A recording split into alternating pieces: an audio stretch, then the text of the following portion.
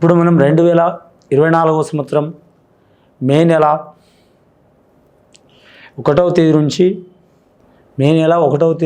31వ తేదీ వరకు ద్వాదశ రాశుల్లో 8వ రాశి వృశ్చిక రాశి వారి జ్యోతిష్య బలం ఎలా ఉందో, భూతభవిష్యత్తు వరదయమానం ఎలా ఉందో మన జానకిరామ్ని అడిగి చూద్దామండి. జానకిరామ్ వృశ్చిక రాశి జాతకం, ప్రశ్న, యోగం, చదువు, విద్య, ఉద్యోగం, వ్యాపారం, సంతానం, సంసారం, యోగం, అనుకూల పని, వ్యవసాయం ఎట్లా ఉంది, విదేశీయాన యోగ బలం, కుటుంబ యోగ బలం చూడు.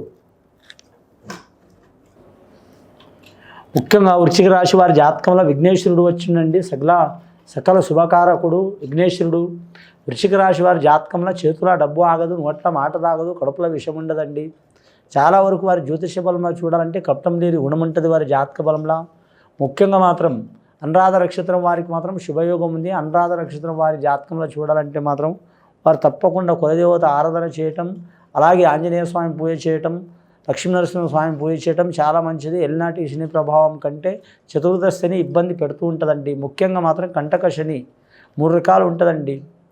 శని ప్రతి రాశిలో ఉంటుందండి. ఒక్కో రాశిలో ఒక్కో రీతిలో ఉంటుందండి. ఒకరికి 1వ స్థానం ఉంటుంది, 2వ స్థానం ఉంటుంది, 3వ స్థానం ఉంటుంది, 4వ స్థానం ఉంటుంది, 5వ స్థానం ఉంటుంది, 6వ స్థానం ఉంటుంది, 7వ స్థానం ఉంటుంది, 8వ స్థానం ఉంటుంది, 9వ ఉంటుంది, దశంలో ఉంటుంది, 11వ స్థానం ఉంటుంది, 12వ స్థానంలో ఉంటుంది. ఈ రాశి వారికి 4వ స్థానంలో ఉన్నదండి. 4వ స్థానం అంటే చతుర్థ స్థానం శని. చతుర్థ స్థానం శని అంటే మాత్రం 4 రకాలుగా కూడా వీరికి ఇబ్బందులు వచ్చే అవకాశాలు ఉన్నాయి.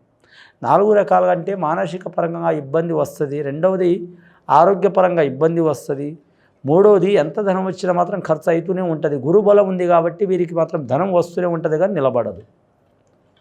అలాగే వీరి జాతకంలో ఆరోగ్యంలో చాలా వరకు కాపాడుకోవాల్సిన అవసరం ఉందండి. అది అనురాధ నక్షత్రం వారైనా సరే, జ్యేష్ఠ నక్షత్రం వారైనా సరే, అలాగే మాత్రం వృశ్చిక లగ్నంలో పుట్టిన వారైనా సరే, అలాగే పేరు ప్రకారం నామధేయం ప్రకారం వృశ్చిక రాశి వచ్చిన వారైనా సరే, అందరూ date of birth time table రాసుకోరండి, తెలియజేయదండి. కొందరు మామూలుగానే కొన్ని ప్రూఫ్లు తెలియకుండానే ఉంటుంది. కొందరికి మన 100 కోట్ల దాటి జనాభా ఉంది మనది, అందరూ రాసుకోవాలని గ్యారంటీ ఏం లేదు. మన తెలుగు రాష్ట్రాల్లో కనీసం మాత్రం 7-8 కోట్ల మంది ఉన్నారు, అందరూ రాసుకోవాలని లేదు. సగం మందికి తెలుసు, సగం మందికి తెలియదు. కాబట్టి ఆ రకంగా ఏ రకంగా చూసినా మాత్రం కొందరికి తెలిసి ఉంటే డేట్ ఆఫ్ బర్త్ ప్రకారం, జన్మ నక్షత్రం ప్రకారం, వాటి ప్రకారం గుర్తుపెట్టుకోవాలి. రెండవది నామధేయం. ఎక్కడ పోయినా మనకు డేట్ ఆఫ్ బర్త్, జన్మ నక్షత్రం అడగరండి.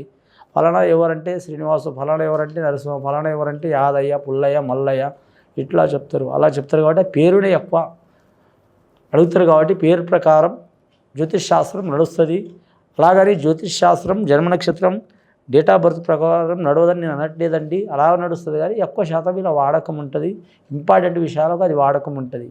కాబట్టి వీరి జాతకంలో ఖచ్చితంగా మాత్రం చతుర్థ స్థానంలో శని ఉంది కాబట్టి వీరికి 4 దిక్కుల నుంచి ఇబ్బందులు వస్తాయండి.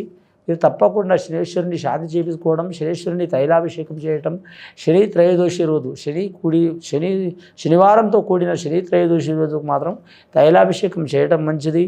అలాగే మాత్రం గృహంలో మాత్రం ఖచ్చితంగా మాత్రం ఆంజనేయ స్వామి ఆరాధన చేయటం, ఆంజనేయ స్వామి పటాన్ని పెట్టుకొని మాత్రం దీపం పెట్టడం చాలా మంచిది. శనివారం, మంగళవారం ఆంజనేయ స్వామి పుట్టినరోజు, శనివారం కొన్ని ప్రాంతాల్లో వెంకటేశ్వర స్వామిని పూజ చేస్తారు. అలాగే ఆంజనేయ స్వామి, శనేశ్వరుడు రావద్దు దగ్గరికి, శనేశ్వరుడు ఆంజనేయ స్వామి కాడ రాలేదు కాబట్టి అని ఆంజనేయ స్వామి ఆరాధన కూడా చేస్తారండి. అలాగే కొందరి పద్ధతి ప్రకారం మాత్రం మంగళవారం రోజు ఆంజనేయ స్వామిని మాత్రం సింధూరం ధరింపజేస్తారండి. 5 మంగళవారాలు కానీ, 9 మంగళవారాలు కానీ, 7 మంగళవారాలు కానీ సింధూరం ధరింపజేస్తారు.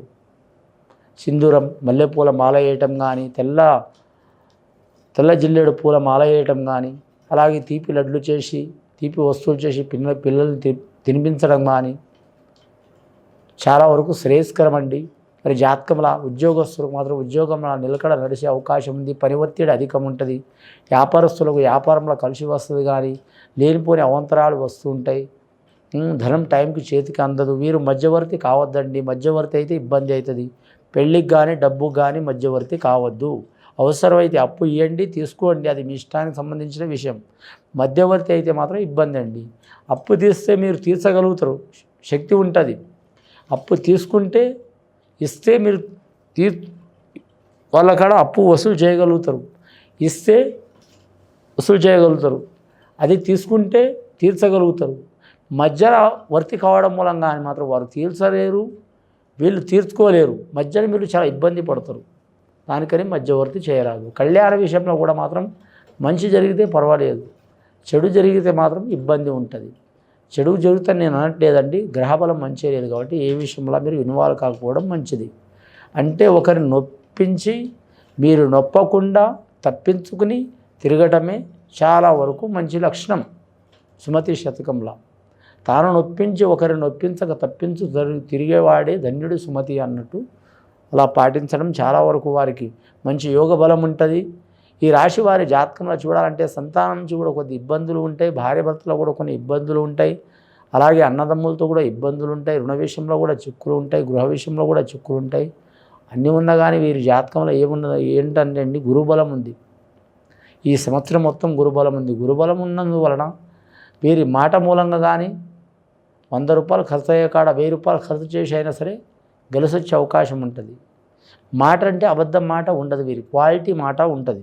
ఏ ప్రశ్నకి ఏ జవాబు చెప్పాలి, ఒక ప్రశ్నకు ఎన్ని రకాలుగా జవాబు చెప్పాలి, మంచివారితో ఎలా మాట్లాడాలి, చెడువారితో ఎట్లా మాట్లాడాలి, మూర్ఖులతో ఎట్లా వాదించాలి, అలాగే మాత్రం మొండి వాళ్ళతో ఎలా చెప్పాలి, సామ భేద దండోపాయాలు వీరి కాడ ఉంటాయి. కాబట్టి వీరు ఎన్ని ఇబ్బందులు పెట్టినా లాస్ట్కి ఇబ్బందులు పెట్టిన వారు ఇరుక్కునే అవకాశం ఉంటుంది. అది స్త్రీలైనా పురుషులైనా, స్త్రీలకైనా పురుషులకైనా వర్తిస్తుంది. విద్యార్థులకు విద్య విషయంలో కలిసి వచ్చే అవకాశం ఉంది. అలాగే వ్యాపారం చేసే వారికి వ్యాపార విషయంలో కలిసి వచ్చే అవకాశం ఉంటుంది. అన్నదమ్ముల విషయంలో మాత్రం ఇబ్బందులు చిక్కులు ఉన్న వారికి మాత్రం వారు రాజీ చేసుకోవడం మంచిది. భూతగాదాలు ఉన్నవారు రాజీ చేసుకోవడం మంచిది. భార్యాభర్తలు దూరంగా ఉన్నవారు దగ్గర కావడం మంచిది. అలాగే వీరి జాతకంలో చూడాలంటే మాత్రం షేర్ మార్కెట్, స్టాక్ మార్కెట్ నడిసే వారికి మాత్రం చాలా వరకు మంచిది. కంప్యూటర్ రంగంలో ఉన్నవారికి కూడా కలిసి వచ్చే అవకాశం ఉంటుంది వీరి జాతక బలంలో. వీరి జ్యోతిష బలంలో చూడాలంటే మాత్రం ముఖ్యంగా ఆంజనేయ స్వామి ఆరాధన చేయడం చాలా వరకు శ్రేయస్కరం. లక్ష్మీనరసింహ స్వామిని కూడా ఆరాధన చేయడం చాలా వరకు మంచిది. గత కొన్ని సంవత్సరాల నుంచి పడుతున్న బాధలు, చిక్కులు, చికాకులు, దారిద్ర్య బాధలు తొలగిపోయే అవకాశాలు ఉన్నాయండి. ఇది విని చూసి ఆచరించే వారికి గొప్ప ఫలితాలు కలుగుతాయండి. శుభం భూయాత్.